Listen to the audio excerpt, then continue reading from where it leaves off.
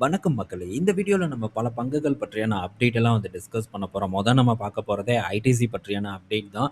ITC பற்றி நம்ம நண்பர்கள் சில சந்தேகங்கள கேட்டிருக்காங்க. ஸோ, இதுல என்னுடைய கருத்து என்ன அப்படிங்கிறத தான் இந்த இடத்துல நான் ஷேர் பண்ண போறேன். 3 கேள்விகள் நம்ம பார்க்க போறோம். 1 ஐடிசில போடுறதுக்கு பதிலா நம்ம எஃப்டில போட்டுருக்கலாம். ஏன்னா 2018லேருந்து 25 வரைக்கும் பெருசா ரிட்டர்னே குடுக்கல. இத பற்றி உங்களுடைய கருத்து என்னன்னு ஒரு நண்பர் கேட்டிருக்காரு. 2வது பார்த்தீங்கன்னா, ஐடிசி ரூ.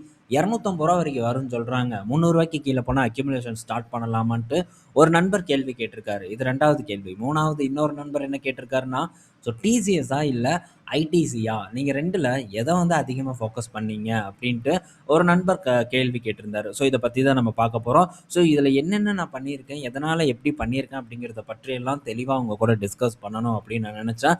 அதுக்கு இந்த சண்டேவ நான் யூஸ் பண்ண போறேன். ஸோ ஒண்ணொண்ணா நம்ம பார்ப்போம். நம்ம பார்த்தீங்கன்னா, நம்ம ஃபர்ஸ்ட் நண்பர் கேட்ட கேள்வியான ஐடிசி 2018ல ரூ. 300 கிட்ட இருந்திருக்கு அப்படின்னு சொல்றாரு. 25ல அது பார்த்தீங்கன்னா, அது ஒரு ₹500 டச் பண்ணியிருக்கு. பெரிய ஒரு ரிட்டர்ன் இல்லையே! இதுக்கு நம்ம எஃப்டி பக்கம் போயிருக்கலாம் அப்படிங்கிற ஒரு கேள்வி இருக்கலாம். நீங்க 2018ன்னுலாம் எடுக்க வேண்டாம். அதுக்கு முந்தைய ஒரு 10 வருடம் நம்ம எடுத்துக்கலாம். ஸோ 2012லேருந்து இப்போ 2016 கிட்ட வந்தாச்சு. கிட்டத்தட்ட 14 வருடம் ஐடிசில பெரிய அளவுக்கான ஒரு ரிட்டர்ன் கிடைச்சிருக்கான்னு கேட்டா, ஸோ இந்த சார்ட்டே உங்களுக்கு சொல்லும். இடையில டிவிடெண்ட் கிடைச்சிருக்கும். அது போக இந்த ஐடிசி ஹோட்டல் கிடைச்சிருக்கும். இவ்வளோதானே தவிர, மற்ற இடத்துல கிடைச்ச அளவுக்கான ரிட்டர்ன் இந்த இடத்துல கிடைச்சிருக்கான்னு கேட்டா, இல்ல அப்படிங்கிறத நம்ம ஒத்துக்கிட்டு தான் ஆகணும். ஸோ ரிட்டர்ன் பார்க்கும்போது குறைவான ஒரு ரிட்டர்ன் தான். அப்புறம் எதுக்குங்க இந்த ஐடிசிய போய் நம்ம ஃபோக்கஸ் பண்ணணும் அப்படின்னு கேட்டா, ஸோ பாஸ்ட் நடந்து முடிஞ்சாச்சு. அடுத்து நம்ம ஃபியூச்சர தான் யோசிக்கணும் அப்படிங்கிறது என்னுடைய ஒரு அ க ஒரு மைண்டா இருக்குது. ஸோ பாஸ்ட் பார்த்தீங்கன்னா, ஒரு நல்ல பெர்ஃபார்மன்ஸ குடுத்திருந்தாலும் சரி, ரொம்ப சுமாரான ஒரு பெர்ஃபார்மன்ஸ குடுத்திருந்தாலும் சரி, ஸோ ஃபியூச்சர்ல இது எப்படி இருக்கும் அப்படிங்கிறத தான் நம்ம இன்னும் டீட்டெயில்டா பார்த்து, அதுக்கேத்த மாரி நம்மளுடைய முதலீட பண்ணணுங்கிறது என்னுடைய பார்வையா இருக்கு. ஸோ இப்போ நம்ம ஃபியூச்சர தான் பார்க்க போறோம். ஸோ ஃபியூச்சர் அப்படின்னு பார்க்கும்போது ஐடிசி இப்போ முழு வேகத்தில பார்த்தீங்கன்னா, அவங்க மற்ற செக்மெண்ட்ட வளர்த்தெடுக்கிறது அண்ட் ஆல்ரெடி நல்ல பிராண்டிங் பண்ணிட்டாங்க. ஸோ இன்னும் நல்ல ஒரு வளர்ச்சி தான் முக்கியம். ஸோ குறிப்பா எஃப்எம்சிஜில பெரிய அளவுக்கு முதலீடு பண்றாங்க. நல்ல ரெவென்யூ ஜெனரேட் பண்ணுது. ஆனா மார்ஜின் பார்த்தீங்கன்னா, மற்ற எஃப்எம்சிஜி நிறுவனங்கள் கூட கம்பேர் பண்ணும்போது அந்த அளவுக்கு மார்ஜின் இல்ல. பட் இது ஃபியூச்சர்ல லாங் டெர்ம்ல பார்த்தீங்கன்னா, மார்ஜின் உயரும் அப்படிங்கிற ஒரு எதிர்பார்ப்பு இருந்துட்டு தான் இருக்கு. ஸோ இது பர்சனலா எனக்கு இருக்கு. ஏன்னா, முடிஞ்ச அளவுக்கு பிராண்டிங் பார்த்தீங்கன்னா, இப்ப இருக்கக்கூடிய காலகட்டத்தில பண்ணிட்டு இருக்காங்க. லாங் டெர்ம் அப்படின்னு நம்ம பார்க்கும்போது, ஸோ மார்ஜின் படிப்படியா உயர்த்துவாங்க அப்படிங்கிற எதிர்பார்ப்பு இருக்கு. இது ஜஸ்ட் எதிர்பார்ப்பு தான். உயர்த்துவாங்களா, உயர்த்த மாட்டாங்களாங்கிறத நம்ம பொறுத்திருந்து பார்க்கணும். அதே மாரி ஸோ மற்ற செக்மெண்ட் ஆல்சோ பார்க்கும்போது ஓரளவு பெட்டர் பெர்ஃபார்மன்ஸ பண்ணிட்டு இருக்கு. ஸோ இது நம்ம எஃப்டில கொண்டு போய் ஒரு 5,00,000 10,00,000 அப்படின்ட்டுலாம் முதலீடு பண்ண முடியாது. ஸோ நம்ம ஒரு நார்மல் ஒரு ரீட்டெயில் இன்வெஸ்டர் நம்ம அப்பப்போ கிடைக்கக்கூடிய ஒரு வாய்ப்ப கொஞ்சம் கொஞ்சமா பயன்படுத்துறதுக்கு ட்ரை பண்ணணும். So over the period long term இதுக்கு முன்னாடி பெர்ஃபார்மன்ஸ் குடுக்கல அப்படிங்கிறதுக்காக லாங் டெர்ம்ல பெர்ஃபார்மன்ஸ் குடுக்காது அப்படின்ட்டு எந்த விதமான அர்த்தமும் இல்ல. ஹெச்டிஎஃப்சி டிஸ்கஸ் பண்ணோம். 5 வருஷமா பார்க்கும்போது பெருசா எந்த ஒரு பெர்ஃபார்மன்ஸும் குடுக்கல. ஆனா இப்ப பார்க்கும்போது அப்படியே கொஞ்சம் கொஞ்சமா ஒரு ஏற்றத்த குடுக்க ஆரம்பிச்சிருக்கு. ஸோ ஃபர்தரா ஒரு ஏற்றம் மேபி ஃபியூச்சர்ல நடக்கலாம். ஸோ ஃபியூச்சர் நமக்கு ரொம்ப முக்கியம். பாஸ்ட்ல ரிட்டர்ன் வந்திருக்கா, வரலையா அப்படிங்கிற எந்த ஒரு கவலையும் நமக்கு வேண்டாம். ஸோ இதே தான் டாடா மோட்டார்ஸ். அதோட பாஸ்ட் இயர் பெர்ஃபார்மன்ஸ் எடுத்து பார்த்தா, அதுவும் வேற லெவல் ஒரு பெர்ஃபார்மன்ஸ். இதே மாரியான ஒரு நல்ல பீக்க தொட்டிருக்கும். அங்கருந்து பெரிய ஒரு சரிவ சந்திச்சிருக்கும். அகைன் பீக்க தொட்டுட்டு இப்போ சரிவ சந்திச்சுட்டு இருக்கு. ஸோ இப்போ நம்ம இருக்க நிகழ்காலத்துல என்ன முடிவு எடுக்கிறோம், ஃபியூச்சர கருத்தில் கொண்டு அப்படிங்கிறது ரொம்ப முக்கியம். அப்படி பார்க்கும்போது இந்த மாரியான ஒரு லார்ஜ் கேப் போர்ட்ஃபோலியோல இருக்கணும் அப்படிங்கிறது என்னுடைய ஒரு பார்வையா இருக்கு. ஸோ இதுதான் அவ்வளோதான். ஸோ நெக்ஸ்ட் அப்படின்னு பார்க்கும்போது, ஸோ ஐடிசி 250க்கு கீழ வரும்னு சொல்றாங்களே அப்படின்ட்டு ஒரு நண்பர் கேட்டிருந்தாரு. 300க்கு கீழ போனா அக்யூமுலேஷன் ஸ்டார்ட் பண்ணலாமான்ட்டு. ஸோ இத ஒரு 2, 3 வாரத்துக்கு முன்னாடி நம்ம இந்த சிகரெட் இஷ்யூ எல்லாம் வரதுக்கு முன்னாடி டிஸ்கஸ் பண்ணோம். ஸோ இந்த மாரி வரலாம். அந்த டைம்ல ரூ. 200 வரைக்கும் கூட போகலாம். ஸோ அதுக்கேத்த ஒரு பிளான் உங்ககிட்ட இருக்கணும் அப்படின்ட்டு நம்ம தெளிவா டிஸ்கஸ் பண்ணோம். ஆனா, ஸோ ஒரு 2 வகையான மக்கள் இருக்காங்க. இன்வெஸ்டர்ஸ் இருக்காங்க. 1 ஸோ நான் இறங்குச்சுன்னா ரொம்ப சந்தோஷப்படுவேன். ஏன்னா, அவங்க கிட்ட ஸ்டாக் இருக்காது. அவங்க கீழ இறங்கும்போது சந்தோஷமா இருப்பாங்க. அவங்க அந்த கருத்த வரவேற்கிறாங்க. இன்னொரு பக்கம் ஆல்ரெடி ரொம்ப அதிகப்படியான ஒரு குவான்டிட்டீஸ வாங்கி வச்சிருப்பாங்க. கீழ ரூ. 200 போகும்ன்னு சொல்லி அத பார்த்ததும், அவங்களுக்கு வந்து மனசெல்லாம் வந்து கடுப்பாகுது. யார்றா இவன் இப்படி அபசகுனமா பேசிட்டு இருக்கானே! இவ்வளோ போகும், அவ்வளோ போகும்ன்னு சொல்றானே! அப்படிங்கிற ஒரு சிந்தனை தான் அவங்களுக்குள்ள வருது. ஸோ அத ஜீரணிக்கக்கூடிய ஒரு சக்தி அந்த வகையான இன்வெஸ்டர்ஸ் கிட்ட வந்து இல்லாம இருக்கு. ஆனா, வகையான இன்வெஸ்டர் எப்படி வந்து சந்தோஷப்படுறாங்களோ, அதே மாரியான ஒரு சந்தோஷம் தான் அருமையான ஒரு பங்கு கீழ வரும்போது நமக்கு இருக்கணும். ஸோ அந்த டைம்ல ஏத்துக்காத பலரும் பார்த்தீங்கன்னா, இப்போ வந்து பல அனலிஸ்ட் அண்ட் புரோக்கரேஜ் எல்லாம் வந்து ஐடிசியோட டார்கெட்ட வந்து குடுத்துட்டு இருக்காங்க. இதுல நோமுரா ஒரு சைடு அதிகமா போயி ரூ. 200 டார்கெட் அப்படின்ட்டு இப்ப வந்து குடுத்துருக்காங்க. ஸோ இதுக்கு முன்னாடி ரூ. 540 இருந்தது, ரூ. 340 ஆனது. இப்ப வெறும் ரூ. 200 வரைக்கும் போகும் ஐடிசி அப்படிங்கிற ஒரு டார்கெட்ட வந்து குடுத்துருக்காங்க. பலரும் பார்த்தீங்கன்னா, ஐடிசியோட டார்கெட்ட வந்து கட் பண்ணியிருக்காங்க. இதுக்கெல்லாம் வந்து என்ன சொல்ல போறீங்க? இந்த மாரியான பெரிய பெரிய அனலிஸ்ட் அண்ட் பெரிய பெரிய புரோக்கரேஜ் எல்லாம் வந்து டார்கெட்ட ரெட்யூஸ் பண்றதுக்கு முன்னாடியே இப்படி ஒரு பிரச்சனை வரலாம் அப்படிங்கிறத நம்ம முன்கூட்டியே வந்து சொல்லியிருக்கோம். ஆனா, இந்த மாரியான ஒரு புகழ்பெற்ற பங்கு ரீட்டெயில் இன்வெஸ்டர்ஸ் மத்தியில ரொம்ப பாப்புலரா இருக்கக்கூடிய பங்க பத்தி பேசுனா என்ன பிரச்சனை வரும் அப்படிங்கிறத நம்ம நண்பர்கள் புரிஞ்சிருப்பீங்க அப்படின்னு நான் நினைக்கிறேன்.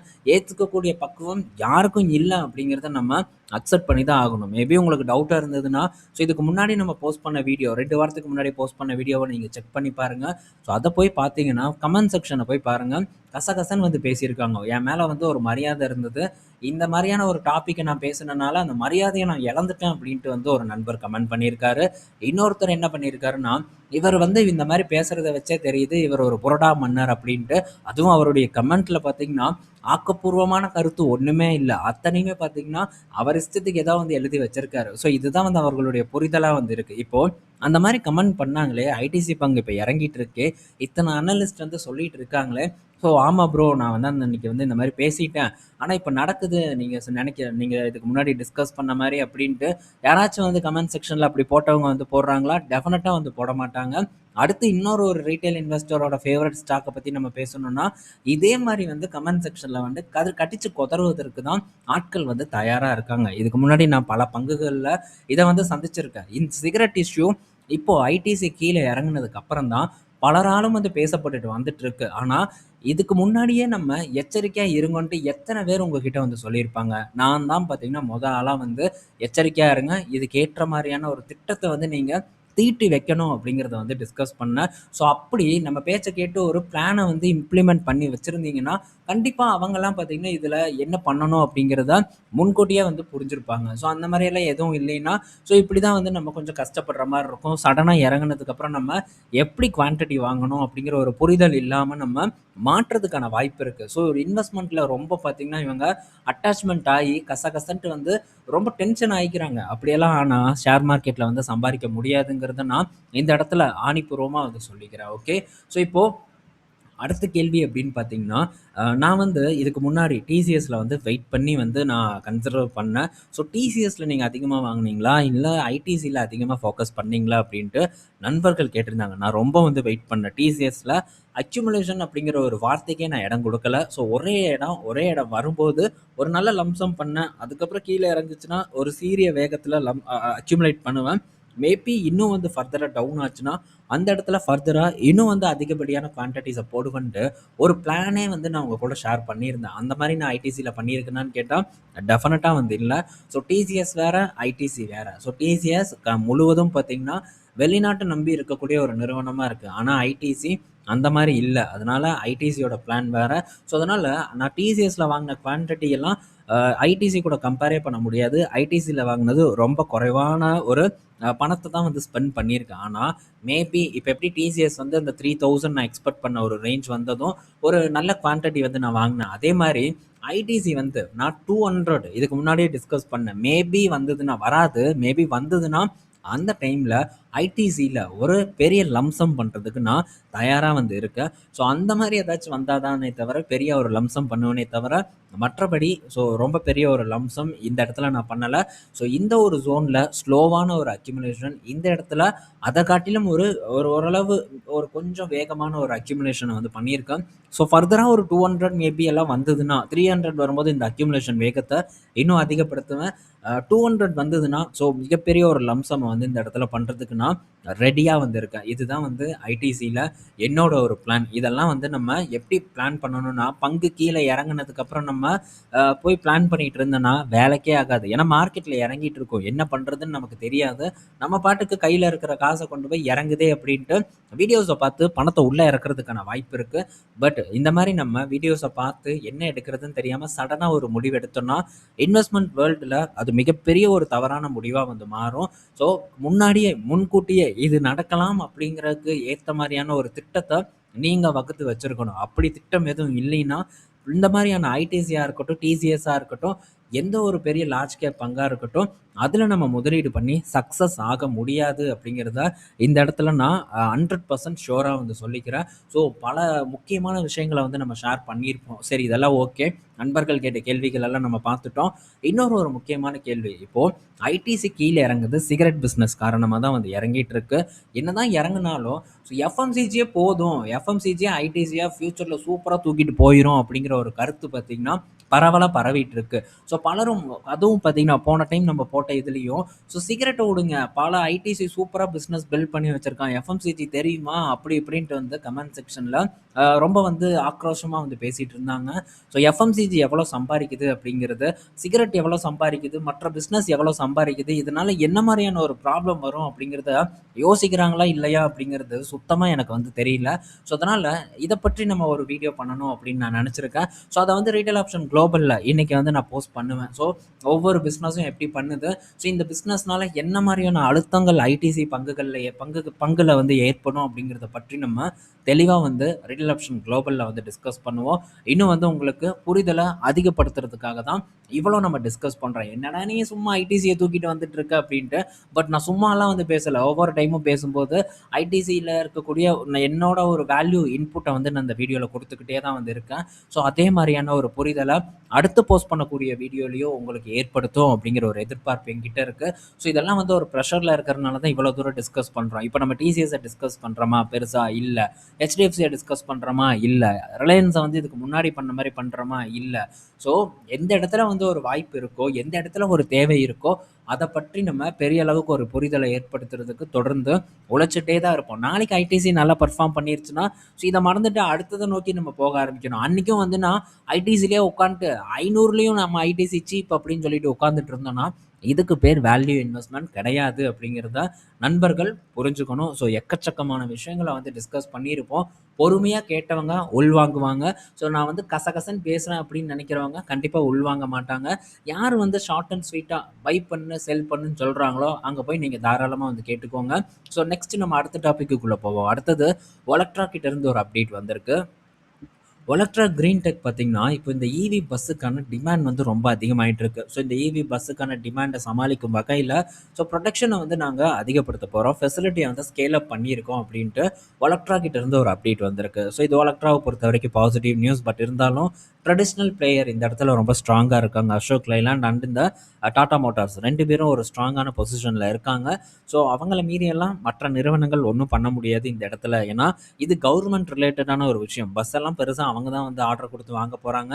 ஸோ அதனால இந்த ஆர்டர்ஸ் எல்லாம் பெரிய அளவுக்கு வந்து இந்த நிறுவனங்களுக்கு போகாது அப்படிங்கிற நம்பிக்கை இருக்கு. ஸோ அதனால நம்ம இது பக்கமெல்லாம் பெருசா கான்சன்ட்ரேட் பண்ண வேண்டாம். ஆனா என்ன நடக்குது அப்படிங்கிறத நம்ம தெரிஞ்சுக்குவோம். அடுத்தது பார்த்தீங்கன்னா, டாடா ட்ரெண்ட் பற்றியான ஒரு அப்டேட்டு. ஸோ அப்பப்போ பார்த்தீங்கன்னா, இப்போ இந்த ட்ரெண்ட்ட பத்தி வந்து நம்ம கண்ணுல காட்டிக்கிட்டே தான் இருக்காங்க. ஸோ இப்படி காட்டுறாங்க அப்படிங்கிறதுக்காகலாம் நம்ம ட்ரெண்ட் பக்கம் போலாமான்னு கேட்டா, டெஃபினட்டா வந்து போ முடியாது. ஸோ இனிமேல் தான் ட்ரெண்ட்‌க்கு வந்து ஒரு பெரிய காம்படிஷனே வந்து ஏற்பட போகுது. ஒண்ணு அம்பானி, இன்னொன்னு பார்த்தீங்கன்னா பிர்லா. ஸோ இந்த இடத்துல 2 பேரும் வந்து அக்ரெசிவா இறங்குறதுக்கு தயாரா இருக்காங்க. ஸோ ஒரு சின்ன ரிவர்சல் வீக்லிலாம் அந்த ட்ரெண்ட்ல வந்து ஏற்பட்டிருக்கு. பட் ஸ்டில் பார்த்தீங்கன்னா, இந்த ட்ரெண்ட் வந்து ஒரு ஓவர் வேல்யூட் பொசிஷன்ல இருக்கக்கூடிய ஒரு பங்கா தான் வந்து இருந்துட்டு இருக்கு. 100 பிஏ கிட்ட இருக்கு. ஸோ வாங்குனா என்ன ஆகும் அப்படிங்கிறத நினைச்சு பாருங்க. ஸோ ஆளா ஒரு நல்ல ஒரு இனிஷியேட்ட டாடா வந்து இந்த செக்மெண்ட்ல எடுத்தாங்க. ரூ. 1000க்கு கீழ ட்ரெஸ் அப்படின்ட்டு. இப்போ இந்த ஆதித்யா பிர்லா அதாவது ஏபிஎஃப்ஆர்எல் வந்து உள்ள நுழைஞ்சிருக்காங்க. அதே மாரி ரிலையன்ஸ் பார்க்கும்போது யூஸ்டா அது இன்னும் வந்து அவங்க பெரிய அளவுக்கு ஸ்ப்ரெட் பண்ணல இந்தியா ஃபுல்லா. பட் கூடிய விரைவில் ஸ்ப்ரெட் பண்ணுவாங்க அப்படின்னு நான் எக்ஸ்பெக்ட் பண்றேன். அப்படி நடக்கக்கூடிய எக்ஸ்பான்ஷன்ல கண்டிப்பா பார்த்தீங்கன்னா, ட்ரெண்ட்ல ஒரு பாதிப்பு ஏற்படும் அப்படிங்கிறது என்னோட ஒரு புரிதல். ஸோ அடுத்து பார்த்தீங்கன்னா, நான் இந்த ட்ரெண்டெல்லாம் வந்து டெஃபினட்டா வந்து ஃபோக்கஸ் பண்ண மாட்டேன். மேபி ஒரு பெட்டர் வேல்யூவேஷனுக்கு வந்ததுன்னா, அப்ப வந்து ஃபோக்கஸ் பண்றத பத்தி திங்க் பண்ணுவேன். ஆனா, இந்த ஏபிஎஃப்ஆர்எல் வந்து என்னோட கண்ணுல இருக்கக்கூடிய ஒரு பங்கா வந்து இருந்துட்டு இருக்கு.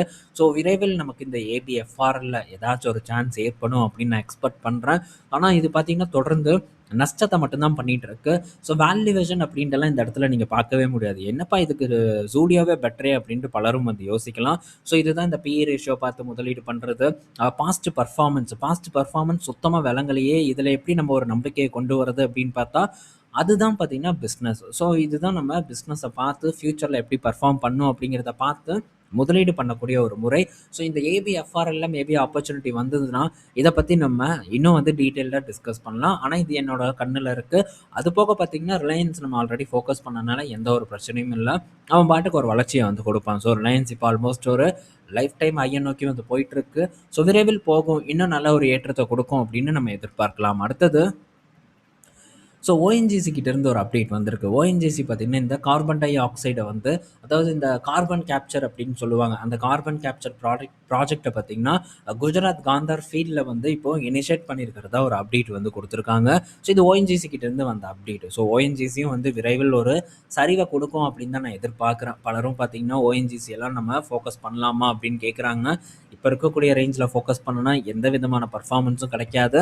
ஸோ விரைவில் நமக்கு ஒரு பெட்டர் ஆப்பர்ச்சுனிட்டி இந்த மாரி இடத்துல நமக்கு கிடைக்கலாம். அந்த டைம்ல நம்ம இத ஃபோக்கஸ் பண்ண முடியுமான்னு ட்ரை பண்ணுவோம். ஸோ அதுவரைக்கும் இந்த பங்க ஜஸ்ட் வந்து நம்ம கண்ணுல அப்படியே வேடிக்கை பார்த்துட்டு இருந்தா போதுமே தவிர, பெருசா எந்த விதமான ஆக்ஷனும் எடுக்க வேண்டாங்கிறது என்னோட ஒரு கருத்து. ஸோ இந்த வீடியோல நம்ம பல விஷயங்கள ரொம்ப டீட்டெயில்டா வந்து டிஸ்கஸ் பண்ணியிருப்போம். பயனுள்ளதா இருக்கும்னு நான் நினைக்கிறேன்.